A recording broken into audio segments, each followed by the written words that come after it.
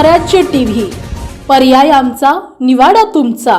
भारताला जगातील अग्रगण्य देश म्हणजेच विश्वगुरू बनवायचे असेल तर संपूर्ण समाजाने एकाच ताकदीने आणि एकजुटीने उभे राहणे अत्यंत गरजेचे आहे, असे प्रतिपादन राष्ट्रीय स्वयंसेवक संघाचे सरसंघचालक मोहन भागवत यांनी केले। खामगाव येथील एका कार्यक्रमात उपस्थितांशी संवाद साधताना त्यांनी देशाच्या प्रगतीसाठी सामाजिक उत्तरदायित्व आणि मूलभूत गरजांच्या पुरवठ्यावर भर दिला। आपल्या भाषणात सरसंघचालकांनी स्पष्ट केले की समाजात प्रत्येक कुटुंबाला आणि व्यक्तीला अन्न, वस्त्र, निवारा, आरोग्य, शिक्षण आणि आजीविका ह्या 6 मूलभूत गरजा मिळणे आवश्यक आहे। ही स्थिती निर्माण झाल्याशिवाय समाज खऱ्या अर्थाने सक्षम होऊ शकत नाही। पुढे बोलताना त्यांनी सांगितले की समाजातील वंचितांचा विकास केवळ सरकारवर सोडून चालणार नाही।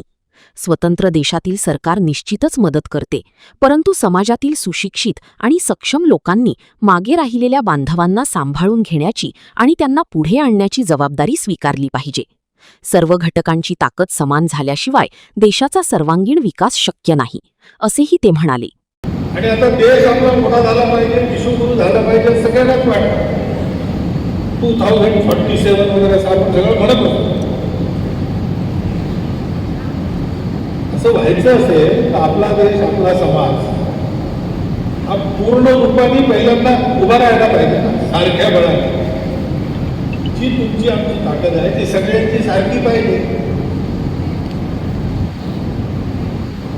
बाकी माझी सगळी ताकद आहे, फक्त डाव्या बाजूला पॅरालिसिस आहे, मग माझं शरीर स्वस्थ नाही, मी काम करायला कमी पडेल।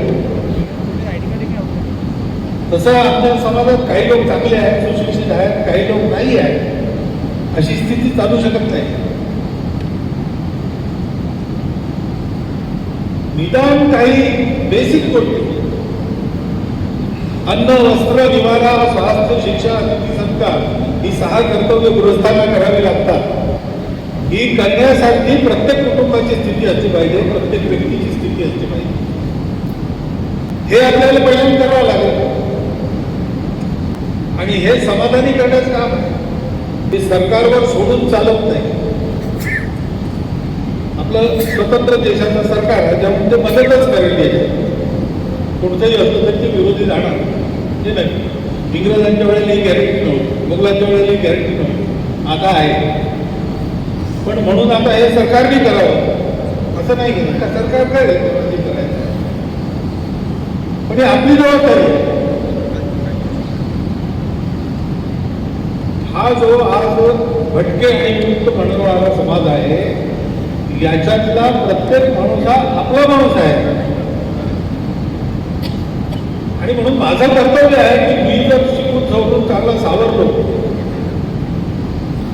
तर मग यांच्याकरता काही करून यांनाही सावरायची संधी देणं हे आपलं काम आहे। बुलढाणा जिल्ह्यातील महत्त्वाच्या घटना आणि घडामोडी पाहण्यासाठी तुम्ही निर्भीड स्वराज्य या चॅनलला अद्यापही सबस्क्राईब केलं नसेल तर आत्ताच जाऊन सबस्क्राईब करा आणि बेल आयकॉन दाबायला विसरू नका आणि फेसबुक पेजला शेअर आणि लाईक करा। पाहत राहा निर्भीड स्वराज्य।